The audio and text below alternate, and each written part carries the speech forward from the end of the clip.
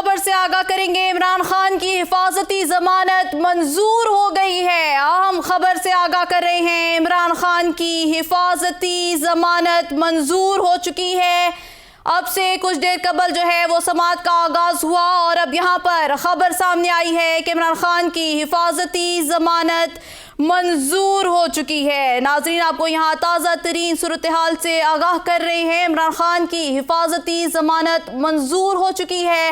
تازہ ترین صورتحال سے آگاہ کر رہے ہیں، عمران خان کی حفاظتی ضمانت منظور ہو چکی ہے۔ اسی حوالے سے ہمارے ساتھ اسد شاہ موجود ہیں۔ اسد، بتائیے گا جیسے کہ عمران خان کی حفاظتی ضمانت جو ہے وہ منظور ہو چکی ہے، اس حوالے سے مزید اپڈیٹ کیجیے گا۔ جی دیکھیں، بالکل لاہور ہائی کورٹ کی جانب سے پہلے دن سے ہی ایک ہی بات کہی جا رہی تھی کہ جو پٹیشنر ہیں وہ خود پیش ہوں، ہم ضمانت جو ہے ایکسیپٹ کر لیں گے۔ تو جیسے ہی باقر علی نجوی صاحب کی عدالت میں عمران خان صاحب روبرو باقر علی نجوی صاحب کے پیش ہوئے ہیں، تو باقر علی نجوی صاحب کی عدالت معزز جسٹس نے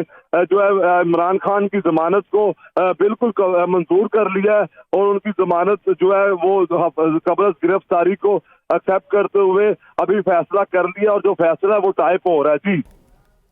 جی اسد، بتائیے گا اس وقت باہر جو کارکنان موجود ہیں، کیا ان تک اس خبر کو پہنچا دیا گیا ہے کہ عمران خان کی جو حفاظتی ضمانت ہے وہ منظور ہو چکی ہے؟